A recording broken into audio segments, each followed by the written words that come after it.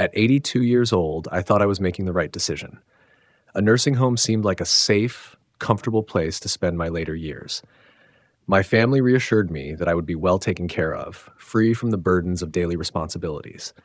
But as time passed, I realized I had given up far more than I had anticipated. If you or a loved one are considering a nursing home, stay with me. The reality is not always what it seems. Today, I will share 6 difficult truths I wish I had known before moving in. These are lessons that could save you or someone you care about from regret. And before we begin, if this resonates with you, please consider subscribing to Buddhist Mindfulness. Here we explore deep life wisdom, mindfulness, and the spiritual journey of aging with grace. Regret 1, losing my independence. One of the most profound shocks of aging was realizing how much control over my daily life I had lost. The simple freedoms I had taken for granted, deciding what time to wake up, what to eat, and when to go outside, were no longer mine to dictate. Everything in my new environment operated on a strict schedule, and I had to conform to routines set by others. At first, it seemed like a minor adjustment, but over time, the loss of independence weighed heavily on me. I missed the spontaneity of deciding to take a morning walk just because the sun felt warm on my face, or the joy of cooking my own meals, adjusting flavors to my liking. Now, mealtimes were fixed and menus were pre-planned. If I wanted a simple cup of tea at an odd hour, I had to wait or ask for permission. These small losses accumulated, creating a sense of powerlessness. I had spent decades making decisions, big and small, shaping my life with my own hands. Now I felt like a passenger in my own existence. The world around me was still moving, but I no longer had the freedom to navigate it on my own terms. Buddhism teaches that freedom is not just about physical autonomy, it is about inner sovereignty. The Buddha often spoke about the dangers of attachment, to comfort, to routine, to a sense of control. When we cling too tightly to external circumstances, we suffer when they inevitably change. True independence, according to Buddhist wisdom, lies in our ability to cultivate inner peace regardless of external conditions. This realization helped me shift my perspective. While I could no longer control certain aspects of my life, I still had the freedom to control my thoughts, my responses, and my ability to find contentment in the present moment.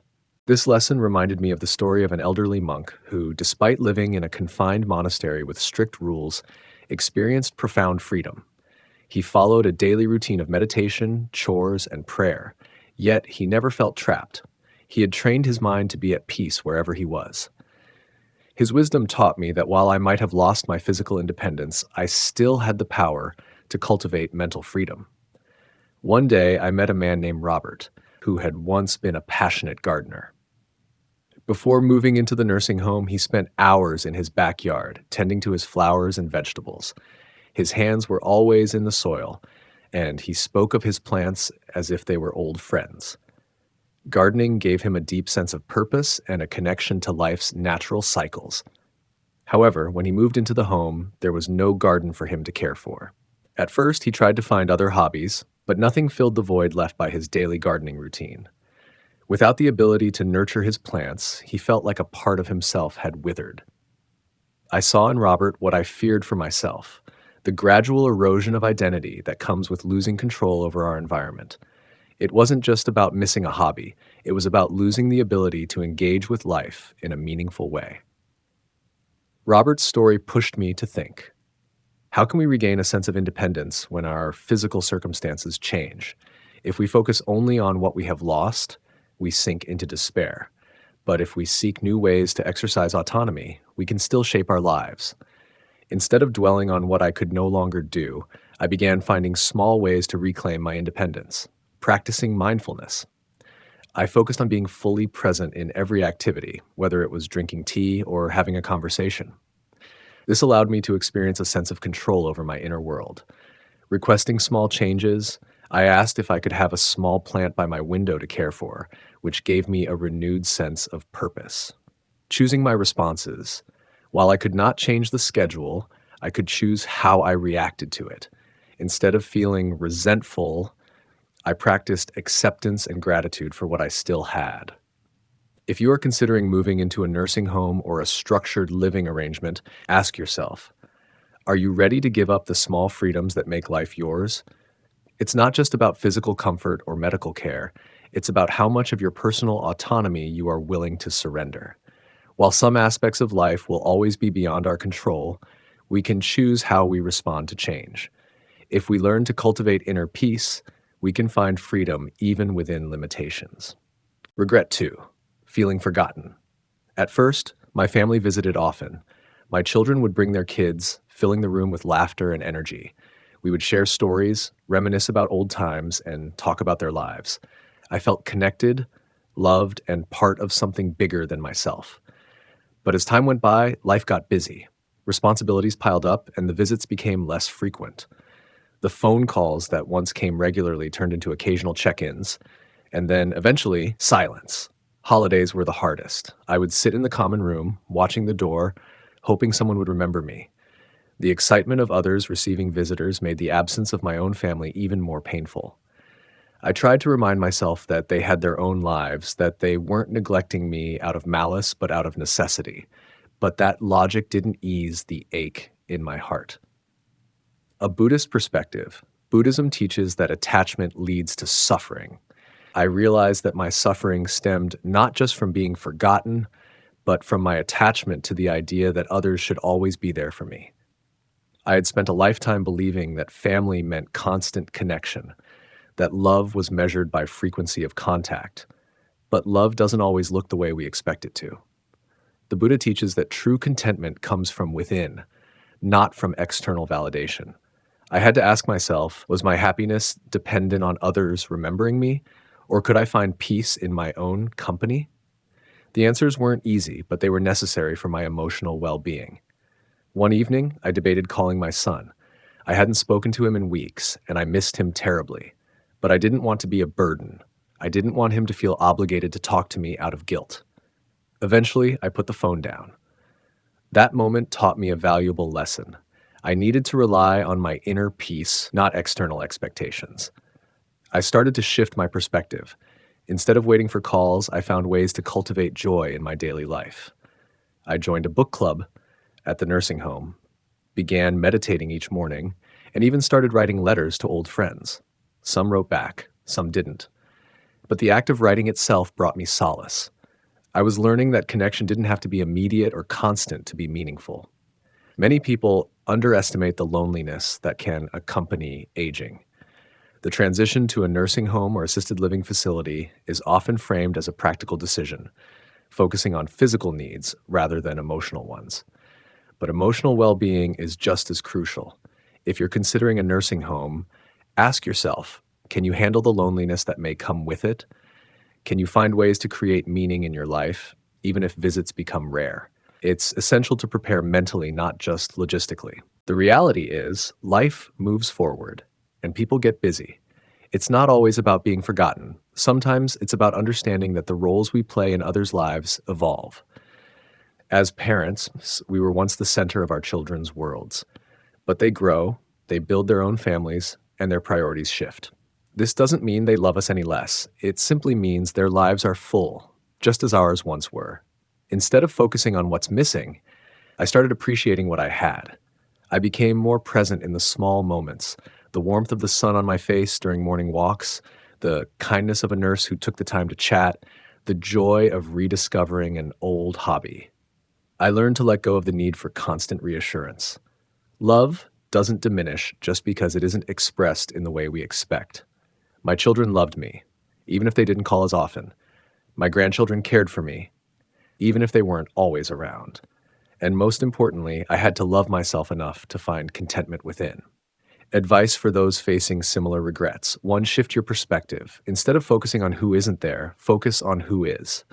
Sometimes meaningful connections come from unexpected places. New friends, caregivers, or even strangers who share a kind word. 2, cultivate inner peace. Meditation, mindfulness, and spiritual practice can help ease feelings of loneliness. Learning to be comfortable in your own company is a powerful skill. 3, engage in activities that bring joy. Whether it's reading, painting, gardening, or writing, having something to look forward to each day makes a difference. 4, communicate openly. If you miss someone, tell them. Expressing your feelings without guilt or expectation can lead to more fulfilling conversations. 5, redefine what connection means. Love isn't just in phone calls or visits, it's in memories, in the values passed down, and in the quiet understanding that you are cherished. Regret can be a heavy burden, but it can also be a teacher. I still miss my family, and some days are harder than others, but I no longer define my worth by how often my phone rings. I have found peace in knowing that love exists, even in silence. Regret 3, losing my sense of purpose. When I was still living at home, my days had structure. There were small responsibilities: cooking, cleaning, tending to the garden, and even simple things like organizing the bookshelf or feeding the birds outside. These tasks may have seemed insignificant, but they gave me a reason to wake up every morning. Each action, no matter how small, contributed to a sense of belonging and usefulness. But when I moved into a nursing home, everything changed. At first, it felt like a luxury. No more cooking, no more housework, no more worrying about maintenance. The staff took care of my meals, laundry, and even medication. It was as if I had been given permission to finally rest. And yet, what seemed like a blessing soon became a burden. With nothing left to do, my days blurred together. I no longer needed to decide what to eat for breakfast or what chore to tackle next. There was no need to water the plants or fix a leaky faucet. My hands, which had once been so busy, now lay idle in my lap. It was a strange and unfamiliar feeling, one that over time grew into a quiet despair. I was alive, but I was no longer living. In Buddhist teachings, having a sense of purpose is essential for both mental and spiritual well-being. The Dalai Lama once said, "The purpose of our lives is to be happy." But true happiness doesn't come from idleness. It comes from contributing to something greater than ourselves. Buddhism teaches that everything in life is interconnected. When we engage in meaningful work, whether through physical labor, acts of kindness, or spiritual practice, we become a part of that interconnectedness. Losing a sense of purpose can lead to suffering because it creates a feeling of detachment from the world. A person without purpose is like a tree without roots, weak, vulnerable, and easily swayed by the winds of time. In Buddhist practice, even the simplest tasks can be transformed into acts of mindfulness and meaning. Monks, for example, engage in daily rituals such as sweeping the temple grounds, cooking for the community, or chanting prayers. These activities are not done out of necessity alone, but as a way of maintaining spiritual discipline and a connection to the present moment. For those of us outside the monastery, the same principle applies. Purpose is not defined by grand achievements, but by small, consistent contributions that give life meaning. One of the people I met at the nursing home was an 84-year-old man named George. He had spent his entire life as a carpenter, building furniture, fixing things around the house, and always keeping his hands busy. At home, he had a workbench filled with tools, and his days were filled with projects, making chairs for his grandchildren, repairing doors for neighbors, and crafting small wooden toys. When George moved into the nursing home, he no longer had access to his tools. There was no wood to cut, no nails to hammer, no projects to complete. At first, he thought he would enjoy the rest, but as the days passed, he became increasingly withdrawn. "I feel useless," he told me one evening. "I used to wake up every morning with a project in mind. Now I just sit here waiting for the next meal, the next visitor, the next nothing." His words stuck with me. I saw the same struggle in myself. Like George, I had lost my sense of purpose. Losing purpose doesn't mean we can't find it again. It just means we have to redefine what purpose looks like in this new chapter of life. For George, that realization came when a staff member at the nursing home found out about his background in woodworking. She arranged for him to help repair broken furniture around the facility. Soon, George was sanding down wobbly chairs, fixing drawers, and even teaching younger staff members how to do simple repairs. Slowly, his spark returned. He had a reason to wake up again. For me, purpose came in a different form. I started sharing stories, my own and those of the people around me. I wrote letters to my grandchildren, sharing bits of wisdom I had gathered over the years. I spent time listening to others, offering advice and encouragement where I could. These acts, though small, gave me a renewed sense of importance. If you or a loved one is considering moving into a nursing home, ask yourself this: will you still have a reason to wake up every day? It's easy to focus on physical comfort, the quality of the meals, the cleanliness of the rooms, the medical care provided, but purpose is just as important. Before making the decision, think about ways to stay engaged. Can you continue a hobby or learn a new one? If you love painting, writing, or music, find ways to incorporate these into your daily routine. Will you have opportunities to help others? Even small acts like reading to someone who has trouble seeing or offering a listening ear can create a sense of purpose. Are there ways to contribute to the community? Some nursing homes have volunteer programs where residents can help organize activities, tend to gardens, or mentor younger staff members. The body may slow down, but the spirit does not have to fade. Aging does not mean we lose our worth. It does not mean we have nothing left to give. Purpose is not about what we do, it's about why we do it. Even in the later years of life, we can still find ways to contribute, to create, and to inspire. If I could go back, I would remind myself of this sooner. I would not have waited to rediscover my purpose. Because in the end, the difference between merely existing and truly living is the reason we wake up each day. Regret 4. Declining health faster than expected. Before I moved into a nursing home, I was independent. I took daily walks around my neighborhood, feeling the warmth of the sun on my skin and the fresh air filling my lungs. Every morning, I stretched my limbs, keeping my joints flexible. Cooking for myself gave me a sense of purpose, a daily ritual that made me feel alive. But after transitioning to a nursing home, my routine changed. Meals were prepared for me, cleaning was done by staff, and assistance was always available. At first, it seemed like a blessing, less responsibility, more time to relax. But soon, I noticed something alarming. I moved less. My legs, once strong and steady, became weaker. Climbing stairs, something I had done effortlessly before, now felt like an insurmountable challenge. I saw it happening to others too. People who once walked freely now relied on walkers, and those with walkers soon needed wheelchairs. It was a slow but undeniable process, and I regretted not pushing myself to stay active. Buddhism teaches us that the body is a temporary vessel, an impermanent form that houses the mind and spirit. While aging and physical decline are natural, neglecting movement accelerates deterioration. The Buddha emphasized the importance of maintaining good health, not just for comfort, but to sustain the mind and continue the journey toward enlightenment. He himself walked great distances, meditated in motion, and advised his disciples to care for their bodies with mindful discipline.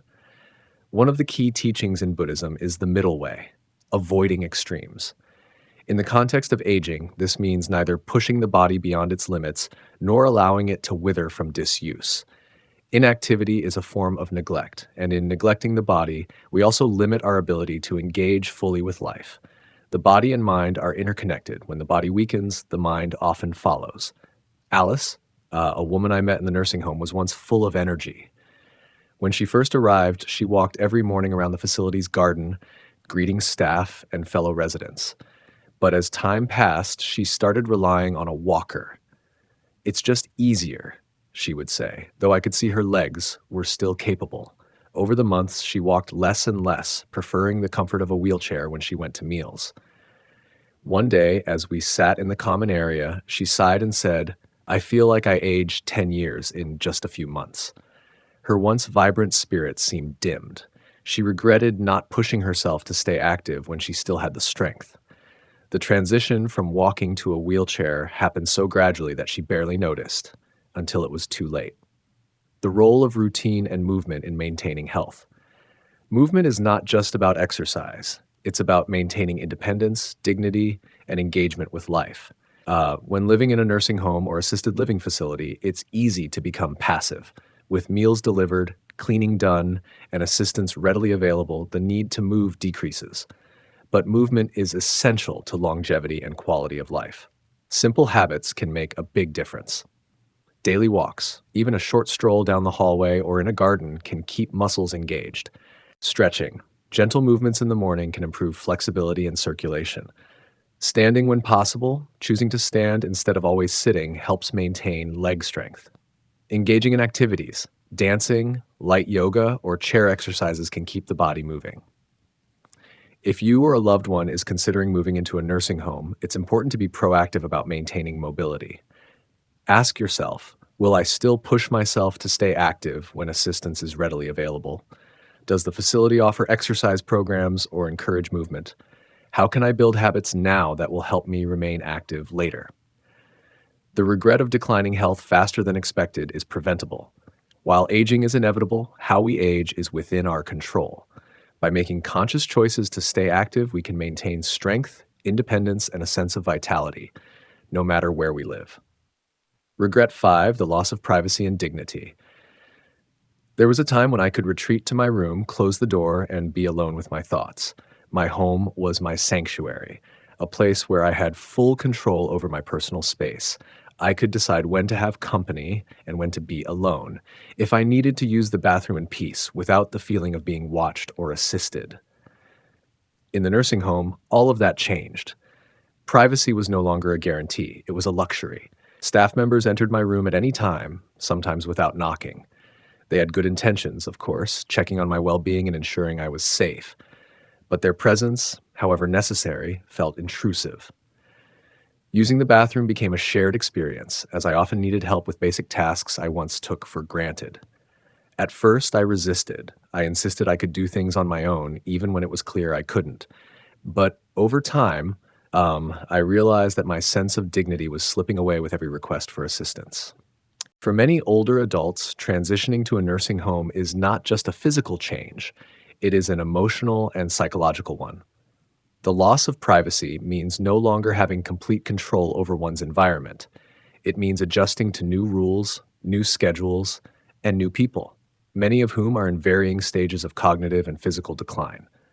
The reality of sharing a room with a stranger, sometimes one who has dementia or other behavioral issues, can make an already difficult transition even more challenging. In Buddhism, dignity is closely tied to self-respect and the ability to detach from the ego. The ego clings to personal space, autonomy, and independence. But true inner peace comes from understanding impermanence and embracing change, even when it is uncomfortable. However, this does not mean that the loss of privacy should be taken lightly. Autonomy is an essential part of human dignity. It gives us a sense of control over our lives, even in small ways. In the nursing home, I found that maintaining dignity required a shift in mindset. Instead of focusing on what I had lost, I tried to focus on what I could still control: my attitude, my ability to practice mindfulness, and the way I treated those around me. In Buddhism, mindfulness teaches us to be present with whatever arises, without resistance. When I felt embarrassed about needing assistance in the bathroom, I reminded myself that the caregivers were simply doing their job with kindness.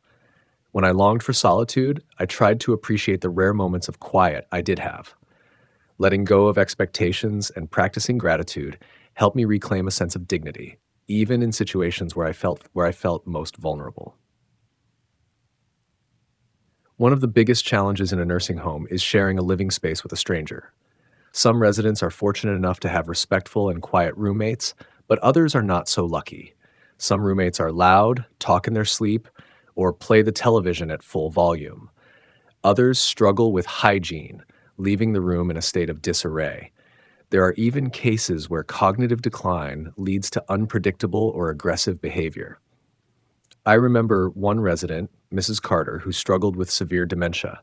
She often wandered into other people's rooms, sometimes taking personal belongings without realizing it. Her roommate, an independent and private woman named Joan, found it incredibly distressing. Joan had always been meticulous about her space and belongings, but in the nursing home, she had no control over who entered her side of the room.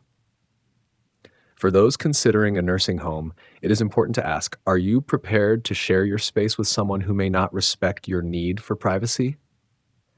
Can you adapt to the reality of living in close quarters with strangers? Although I could not change the structure of the nursing home, I learned that there were ways to maintain a sense of dignity. Setting boundaries. Politely. While I could not lock my door, I could still express my needs. I asked staff to knock before entering. I requested specific times for assistance when possible, so I felt more in control of my schedule.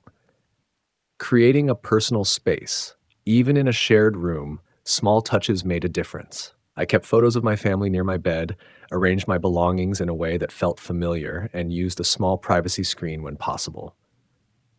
Practicing mindfulness, when I felt frustrated about my lack of privacy, I took deep breaths and focused on the present moment. I reminded myself that this was a phase of life, not a permanent loss of dignity. Advocating for myself. Many residents suffer in silence, afraid to speak up. I learned that voicing concerns respectfully, whether about a noisy roommate or a need for more personal space, could lead to small but meaningful improvements. Maintaining a sense of identity. Even in an institutional setting, I found ways to hold on to who I was. I continued to read, write, and engage in spiritual practices that brought me peace. I refused to let my circumstances define me. Choosing to move into a nursing home is one of the most difficult decisions an older adult will face. While these facilities provide essential care, they also require a significant trade-off: privacy and independence. It is crucial to weigh these losses against the benefits of safety, medical attention, and community. If you or a loved one is considering this transition, ask yourself, are you prepared to give up privacy? How will you cope with the loss of personal space? What small actions can help you maintain dignity in this new environment? For me, the journey of adapting to a nursing home was not just about physical adjustments. It was about finding inner peace in a world where privacy was no longer guaranteed. I learned that dignity is not just about independence. It is about how we carry ourselves, how we treat others, and how we choose to find meaning even in difficult circumstances. Regret 6, realizing it's harder to leave than you think. I told myself that moving in was temporary. It was just a phase, a stepping stone until I figured out my next steps. At the time, it seemed like the most logical decision. I had convinced myself that I could leave whenever I wanted, that nothing was permanent. But I underestimated how difficult it would be to actually go. My house, which once stood as a symbol of my independence, was no longer maintained. Time had worn it down, just as it had worn down my strength. The overgrown garden, the leaking roof, the dust settling on old furniture, all reminders that returning would not be as simple as I had thought. Then there was my body. I was no longer as strong as I used to be. Everyday tasks required more effort. Standing for too long, climbing stairs, carrying groceries. These simple actions now felt daunting. My children, who had once encouraged me to make my own decisions, now hesitated when I expressed the idea of leaving. "Are you sure you can manage on your own?" they asked, their concern evident in their voices. And I, too, wondered if I was being unrealistic. Was I truly capable of living alone again, or was I just longing for a past that no longer existed? Financially, it was not easy either. The resources I had counted on had dwindled. Expenses had increased in ways I had not anticipated. What had once been a temporary solution now seemed irreversible. Buddhism teaches us that impermanence is a fundamental truth of life. Everything is in a constant state of change: our bodies, our circumstances, our emotions. And yet, despite knowing this, we often resist change when it arrives unexpectedly. Sometimes we walk into a situation thinking we have control, believing we can leave whenever we choose. But then the reality unfolds differently. Attachments form, limitations emerge, and what seemed like a reversible decision becomes far more difficult to undo. In Buddhist thought, suffering arises when we cling too tightly to expectations, or when we resist the natural flow of change. Instead of accepting transitions with mindfulness and wisdom, we often struggle against them, making the process even harder. I have met many people who once told themselves the same thing I did: this is just temporary. But time has a way of making temporary situations feel permanent. Some had sold their homes, thinking they would rent for a while and then decide their next step, only to find that their savings were not enough to buy another place.